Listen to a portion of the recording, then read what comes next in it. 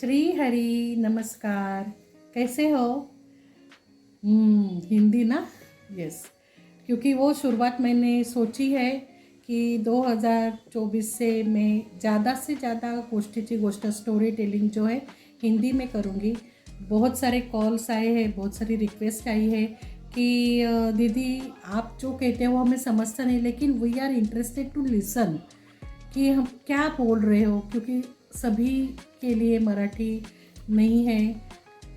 और इस वजह से सोच लिया मैंने कि मैं ट्राई करूँगी ज़्यादा से ज़्यादा हिंदी में, और जहाँ पर मुझे लगा कि नहीं यहाँ पर मराठी वर्ड ही परफेक्ट है तो वहाँ पर मैं मराठी बोलने की कोशिश करूँगी।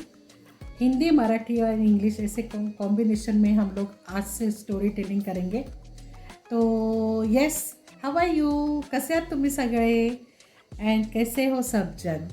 तो ये अपनी संडे की सुबह है और कहते हैं संडे मतलब हर कोई रिलैक्स होता है और कुछ भागदौड़ नहीं है, आराम से हम लोग घर में बैठे रहते हैं, बच्चों के साथ, फैमिली के साथ ब्रेकफास्ट कर लेते हैं, चाय पी लेते हैं, गप्पे शप्पे होते रहते हैं। तो इसी संडे में मैं आपके लिए लेकर आई हूँ एक ऐसी स्टोरी जो गुरु शिष्य के ऊपर आधारित है कि क्योंकि गुरु का महत्व हम हमारे हर एक के जीवन में बहुत सारा है। भगवंत है, लेकिन भगवंत के साथ अगर हमें गुरु मिल जाते हैं और उनकी छत्र छाया में अगर हम लोग कुछ साधना करते हैं, कुछ काम कर लेते हैं, तो हमारी बहुत सी मुश्किलें जो है ज़िंदगी में वो आसान हो जाती है। और ऐसे जो लगता है हमें डर के अरे हो सकता है क्या, वो चिंता जो रहती है तो वो बातें सहज सुलभ हो जाती है। इसलिए लगता है कि अरे ये कैसे हो गया, मैंने तो सोचा था कि ये हो ना पाए लेकिन ये हो गया। तो इस तरह से गुरु का महत्व हमारे हर एक की ज़िंदगी में है। तो 2-4 स्टोरीज़ है मेरे दिमाग में, अभी पता नहीं मैं कौन सी बताऊंगी। तो हाँ, एक स्टोरी ऐसी है कि एक घने जंगल में एक गुरुजी का आश्रम था और वहाँ पे बहुत सारे बच्चे जो है गुरुकुल में पढ़ने के लिए आते थे और अपनी साधना पूरी करने के लिए आते थे। और वैसे ही एक बच्चा जो था वो वहाँ पर गया था कि पढ़ाई भी करनी है, नीति नियम भी सीखने हैं संसार के, और मेरा जीवन बहुत अच्छी तरह से सफल हो जाए, इसलिए उसे उसके माँ पिताजी ने गुरुकुल में दाखिल किया होता है। और वो साधक बचपन से ही वहाँ पर है, पढ़ाई भी चल रही है, साधना सीख रहा है, सब कुछ गुरु के समवेत कर रहा है। वो आहिस्ता आहिस्ता वो छोटे बच्चे का रूपांतर एक युवक में हो गया और काल आ गया कि अभी उसे गुरुकुल से जाना है। ओके, तो इतने सालों के बाद गुरुकुल से जाना है तो स्वाभाविक है उसका हृदय भर आया कि अभी मैं गुरु समवेत नहीं रहूँगा, अब मुझे मेरी ज़िंदगी मेरे घर वालों के साथ, मेरे फैमिली के साथ जीनी है, लेकिन गुरु भौतिक स्वरूप से है लेकिन मेरे साथ नहीं है। और उसकी इस वजह से उसका हृदय एकदम भर कर आ गया कि अभी कैसे रहूँगा मैं। तो लेकिन जाना तो है क्योंकि गुरुकुल के कुछ नियम हैं, तो वो नियम तो उसे फॉलो करने हैं, तो उसे जाना तो होगा। तो वो गुरुजी की कुटिया में आ गया, उन्हें प्रणाम वंदन कर लिया और उन्हें कहा कि गुरुजी अब मैं जा रहा हूँ, जो भी आपने सिखाया है उसका मैं अनुकरण करूँगा और उसी मार्ग पर रहूँगा मैं, कि आपको मेरा अभिमान महसूस हो जाए कि ये मेरा शिष्य है जिसे मैंने सिखाया है और वो उचित राह पर चल रहा है। तो मैं कोशिश करूँगा, लेकिन जाने से पहले मैं आपको कुछ देना चाहता हूँ। तो गुरुजी ने पूछा कि क्या दोगे? तो उसने कहा कि बहुत सारी चीज़ें हैं, मुझे दिल में तो बहुत कुछ है कि आपको देना है करके, ये दे दूँ वो दे दूँ, ऐसे बहुत सारी चीज़ें हैं, लेकिन आप मुझे बताइए कि मैं आपको क्या दे दूँ। क्योंकि पहले के ज़माने में तो गुरु दक्षिणा होती थी, जो गुरु मांगते थे वो हम लोग देते थे, फीस नहीं थी ऐसे जो आज चल रहा है। क्योंकि आजकल तो गुरु बहुत सारे हैं, बहुत सारे गुरु हैं, स्वयं घोषित गुरु भी है। तो उनकी दक्षिणा तो बहुत सारी होती है, लेकिन जो गुरु सच में है वो कभी अपने शिष्य से सॉरी शिष्य से मांग नहीं करते हैं कि मुझे ये चाहिए, मुझे वो चाहिए, मुझे लग्जरी कार दे, मुझे घर दे, मुझे पैसा दे, वो कभी नहीं मांगते हैं। तो गुरुजी ने कहा कि ठीक है, तो मैं जो कहूँगा वो आप मुझे दोगे? तो हाँ ज़रूर दूंगा। बोला ठीक है, तो मुझे एक ऐसी चीज़ देना जो आपने स्वयं निर्माण की हो। मतलब उस शिष्य को ऐसे कुछ देना है कि उसने खुद ने तैयार किया है और वो गुरुजी को देना है। तो बोलता ठीक है। तो गुरुजी कहते कि चलो फिर आप वो सोच लो कि आपने क्या निर्माण किया है, और जब आप पहचान जाओगे तो वो चीज़ लेकर मेरे पास आ जाना।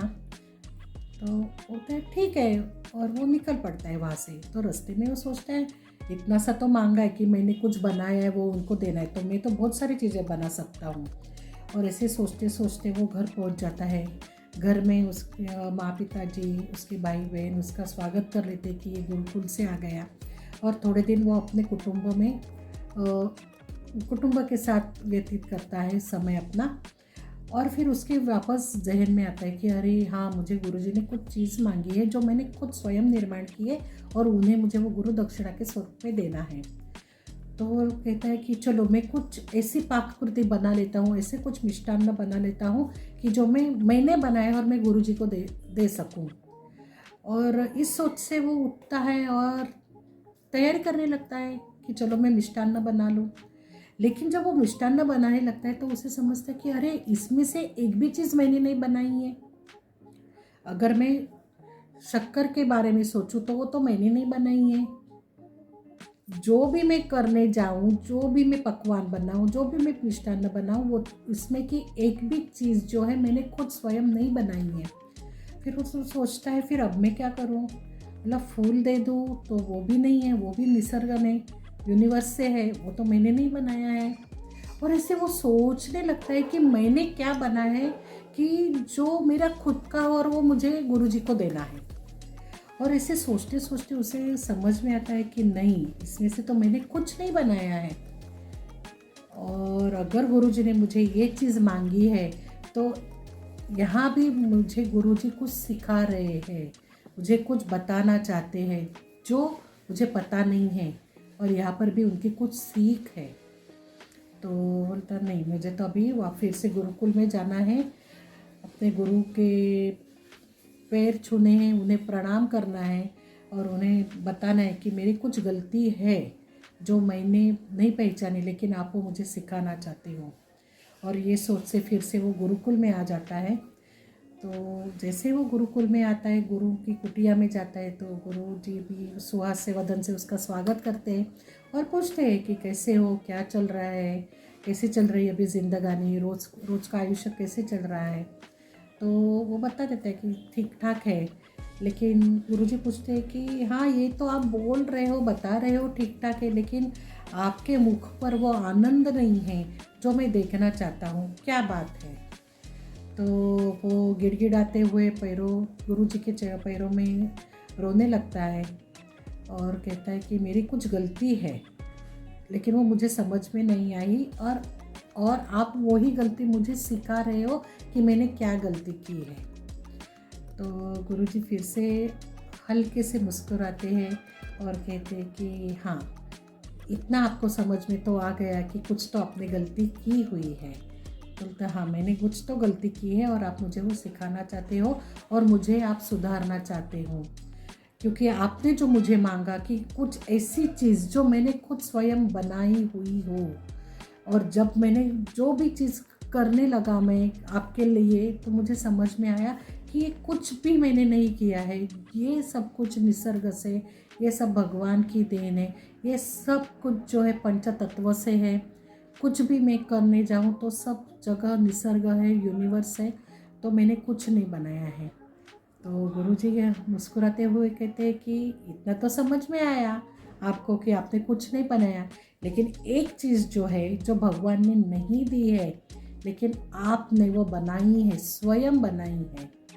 तो फिर से वो सोच में पड़ जाता है कि भगवंत ने तो कुछ नहीं दिया है, लेकिन मैंने वो चीज़ खुद बनाई है। तो वो सोचने लगता है और प्रणाम करते हुए गुरुजी से कहता है कि नहीं, मुझे समझ में नहीं आ रहा है, तो आप कृपया करके मुझे मार्गदर्शन करें कि मैंने ऐसी कौन सी चीज़ जो बनाई है और वो मुझे आपको प्रदान करनी है।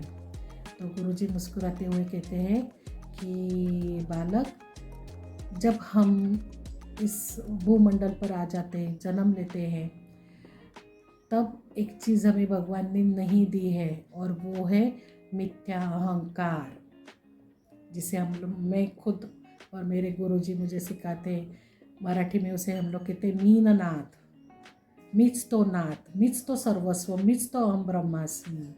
ये जो अहंकार है ना, ये जब हम माँ के उदर में रहते तब नहीं होता है। हम जब शिशु स्वरूप होते, बालक रहते, तभी भी हमें वो अहंकार नहीं होता है। लेकिन जैसे जैसे हम लोग बड़े होने लगते हैं, जैसे जैसे हम सोचते कि ये मुझे आने लगा है, ये मेरी वजह से है, और वो अहंकार जो है वो हम स्वयं निर्मित करते हैं। और यही अहंकार जो है वो तू मुझे दे दे, जिससे कि ये जो अहंकार की वजह से हम लोग ज़िंदगी जीते हैं वो ना जी सके। जो भी है खुशी से, हंसी से, सबके मदद के लिए हमारी ज़िंदगी कट जाए, इसीलिए वो अहंकार है वो मुझे वापस दे देना, जो तूने खुद स्वयं निर्माण किया हुआ है। तो उसे अपनी गलती समझ में आ जाती है कि हाँ, मेरे अंदर अहंकार है, क्योंकि मैंने मेरे गुरु समवेत इतने साल बिताए, इसी का अहंकार है। मैं पढ़ाई में होशियार हूँ, इसी का अहंकार है। मैं सब कुछ कर सकता हूँ, इसी का अहंकार है। मेरी साधना उच्चतम स्तर पे है, इसी का भी अहंकार है। इस सभी बातों का मुझे अहंकार है और गुरुजी ने वो पहचाना और इसीलिए मुझे वही चीज़ मांगी। तो उसे समझ में आ जाता है, गुरुजी को वंदन कर देता है और कहता है कि मुझे मेरी गलती जो है आपने बताई और मैं समझ गया हूँ। तो इसके आगे जो भी मेरी ज़िंदगी है तो वो अहंकार मिश्रित नहीं रहेगी।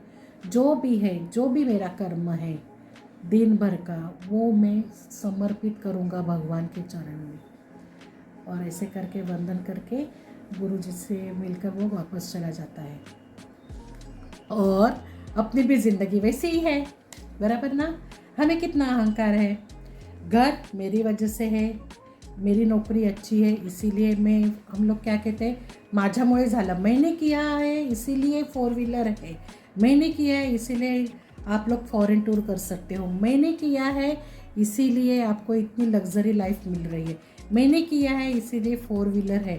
हर कोई अपने दायरे में वो ही बताता है, माँ भी बताती है, बेटा भी बताता है, पिताजी बताते हैं, हर व्यक्ति, ऐसे नहीं कि यही बताते हैं, हर व्यक्ति का अपना स्वयं निर्मित एक अहंकार है और हम लोग वही ओरा में ज़िंदगी जीते हैं।